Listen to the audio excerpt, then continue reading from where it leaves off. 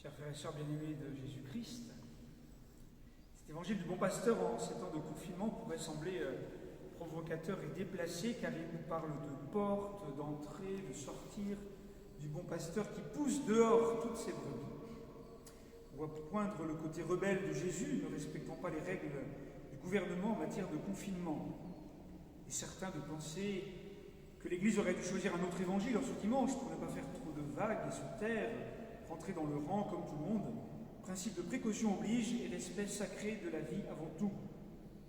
Mais non, bien au contraire, l'Église, en essayant d'être fidèle à son pasteur et son sauveur, proclame l'Évangile à temps et à contre-temps, quels que soient les modes ou les contraintes, car la bonne nouvelle est pour tous, de tout temps et en toutes circonstances. Confiné ou déconfié, la puissance vivifiante de la parole de Dieu est pour tous. Et elle nous invite en ce jour à professer avec saint Pierre que seul Jésus-Christ est le Sauveur et le bon pasteur, la seule porte par laquelle il nous faut passer pour goûter l'herbe fraîche de la vraie vie. Alors, chers amis, nous sommes invités à entendre sa voix et à trouver notre place dans le bon troupeau de brebis. S'il y a un bon pasteur, c'est en vue d'avoir le bon troupeau. Donc ne nous trompons pas de troupeau, car les troupeaux de moutons ne manquent pas et les mauvais pasteurs non plus. Pour cela, trois choses: trouver le bon enclos, puis choisir la bonne finalité, ce pourquoi on y entre, et enfin avoir de bons portiers et de bonnes chevilles pour la porte de l'enclos. Donc tout d'abord l'enclos. Chers amis, le bon enclos, c'est l'Église. L'Église, le troupeau des brebis du bon pasteur, le peuple de Dieu, marchant au son de la voix du Maître. Cet enclos est construit par le bon pasteur. C'est lui et lui seul qui forme son Église. Église, ecclésia, c'est ce rassemblement que Dieu convoque. La traduction exacte du grec, c'est convoquer et même rassembler au dehors. Ce n'est pas nous qui faisons l'Église comme on fait un club de sport, une association, un parti, un syndicat ou une entreprise. L'Église, c'est Dieu lui-même qui la rassemble et la constitue. C'est Dieu qui a toujours l'initiative. C'est lui le Créateur, c'est lui le Sauveur. C'est lui qui nous a aimés le premier et il attend de notre part une réponse à son appel.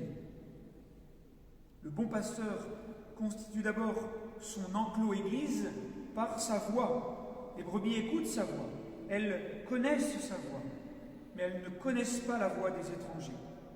Même si malheureusement, les brebis peuvent être aussi séduites ou se tromper. Il faut donc prendre le temps d'entendre la voix du Christ et bien la reconnaître pour mieux la suivre afin de passer la porte et la bonne. La voix du Christ, qui rejoint notre être au plus intime de nous-mêmes, nous appelle à la liberté et donc à discerner pour faire les bons choix et prendre la bonne porte. En notre monde actuel, les fausses portes qui s'ouvrent sur un mur se multiplient, notamment par les nombreux divertissements. Le divertissement vient littéralement de détourner, changer de route, détourner de la route qui mène à la bonne porte du bon pasteur. Alors espérons que certains, en ce temps de confinement, loin des nombreux divertissements habituellement si envahissants, auront saisi cette occasion comme une grâce pour reprendre la bonne route, la bonne voie, en écoutant la bonne voix du bon pasteur. Être donc dans l'enclos Église en écoutant la voix, en passant par la porte, afin de goûter la vie et la vie en abondance. Mais attention, certaines brebis du troupeau peuvent être parfois à l'extérieur de l'enclos, comme la brebis égarée que le berger passe son temps à chercher pour se réjouir au final de la retrouver. Et comme le disait saint Augustin, il y en a qui se croient dedans et qui sont dehors, il y en a qui se croient dehors et qui sont dedans. Prenons donc le temps d'écouter humblement et en vérité la voix du bon pasteur dans le silence et la prière pour faire partie de l'enclos Église afin de suivre le bon pasteur de plus près et de vivre de sa vie. Ensuite, la bonne finalité, ce pourquoi on entre dans l'enclos. Bref, pour y faire quoi? Eh bien, le but, c'est pour sortir. Jésus, le bon pasteur, les fait sortir de l'enclos. Il les pousse dehors pour marcher à leur tête. Le pâturage d'herbes fraîches, où le Seigneur veut nous faire reposer quand nous serons totalement avec lui dans la vie éternelle, ce pâturage commence maintenant en vivant et en annonçant la bonne nouvelle du salut. L'enclos Église n'est pas un entre-soi mondain pour se regarder le nombril et s'estimer meilleur que les autres en les jugeant de haut. Comme le disait saint Basile de Césarée, n'allez pas m'inventer de ces petits cercles ou de ces églises et synagogues privées. Mais on est dans l'église pour, avec le bon pasteur et toute l'église, toutes les brebis, sortir vers les grandes prairies du monde pour partager et rayonner de la joie des enfants de Dieu. C'est ce pourquoi l'église existe, pour sortir et témoigner jusqu'au bout de l'amour de Dieu. L'église, par définition, est toujours en porte ouverte, même en temps de persécution. Elle ne peut pas être fermée, confinement ou pas, prudente et sage, oui, mais pas confinée et enfermée. Elle serait morte. Certains, s'ils sortent, ils sont morts, alors que l'Église, si elle ne sort pas, elle est morte. Sortir, c'est sa vie même, sa raison d'être, sa raison de vivre. La vie qu'elle a en elle, la vie même de Dieu, doit se partager, et notamment ce trésor de la présence réelle dans l'Eucharistie qui existe pour être donnée.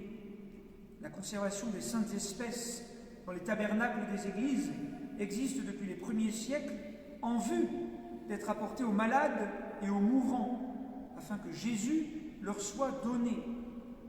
Confinés chez soi, nous sommes tous malades, affamés de la vie de Dieu que l'Église, avec une prudence sage et discernée, doit continuer à donner largement et abondamment afin d'être fidèle à ce pourquoi elle existe, sinon elle serait morte.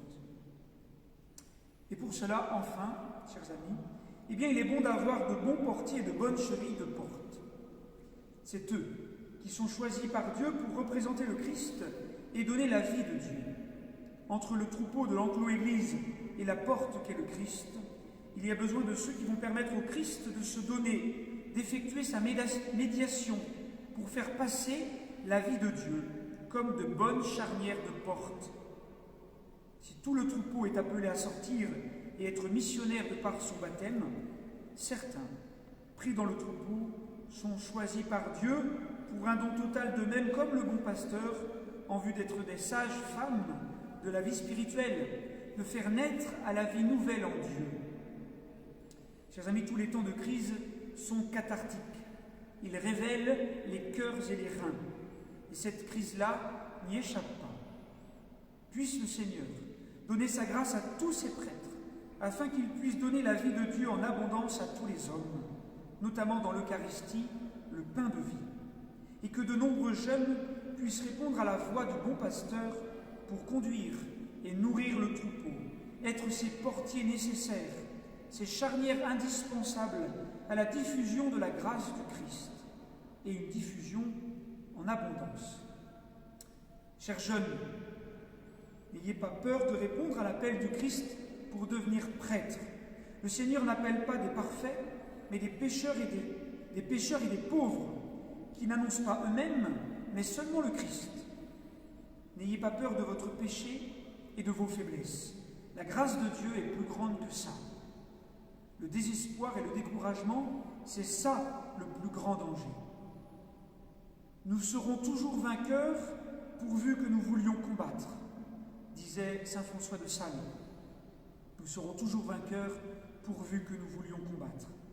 Ce qui compte, c'est d'aimer le Seigneur, lui faire confiance en tout, s'abandonner à sa providence et se relever sans cesse pour suivre de près, à chaque fois de plus près, le bon pasteur, le seul et unique sauveur, Jésus-Christ.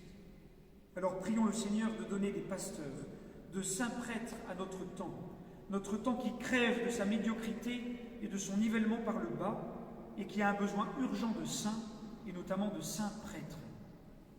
Demandons à la Vierge Marie, mère des prêtres et mère de l'Église, d'intercéder pour nous. En ce mois de mai, réfugions-nous dans le cœur immaculé de Marie, et demandons-lui la grâce de l'espérance confiante en la présence vivifiante de son Fils, le bon pasteur de nos âmes.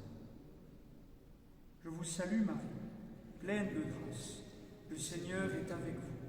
Vous êtes bénie entre toutes les femmes, et Jésus, le fruit de vos entrailles, est béni. Sainte Marie, Mère de Dieu, priez pour nous pauvres pécheurs, maintenant et à l'heure de notre mort. Amen. Saint Philippe et Saint Jacques, apôtres, priez pour nous.